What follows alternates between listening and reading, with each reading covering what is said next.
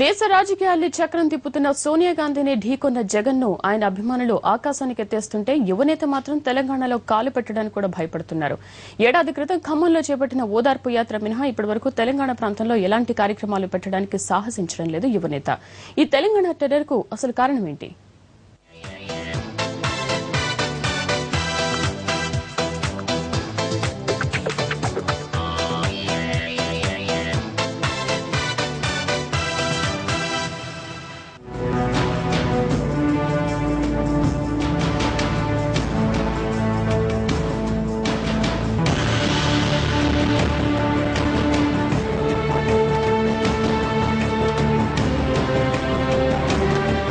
CM సహా రాజకీయ యోధానుయోధులు సైతం మేడం దర్శనం కోసం 10 జనపథ్ ముందు చేతులు కట్టుకుని క్యూలో నిలబడాల్సిందే.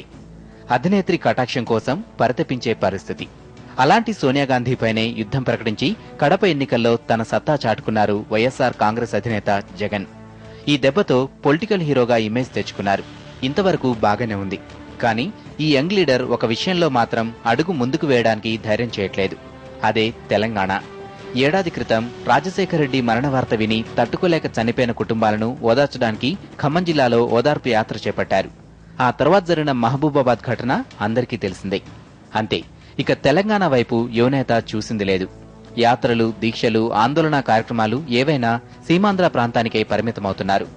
వారం రోజుల పాటు నిర్వహించిన ఫీజు రియంబర్స్మెంట్ దీక్షను హైదరాబాద్లోనే నిర్వహించాం కదా అని పార్టీ నేతలు సర్ది చెబుతున్నా నగరంలో తెలంగాణ ఎఫెక్ట్ అంతగా ఉండదనేది అందరూ ఒప్పుకునే వాస్తవం.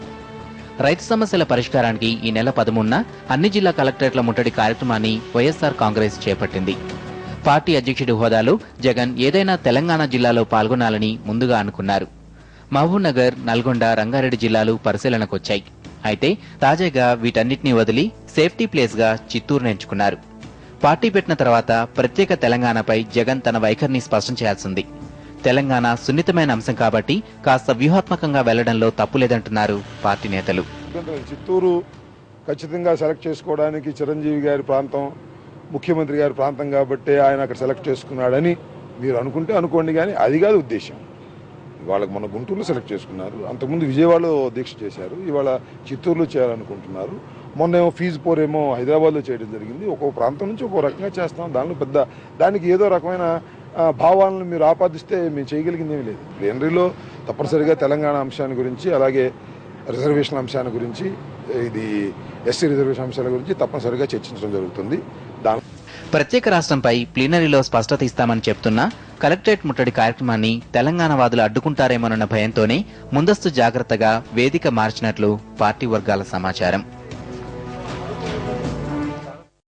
ruchulu.com Making of Andhra recipes. Recipe videos in Telugu for all varieties of veg, non-veg, baking snacks and desserts. Please visit ruchulu.com.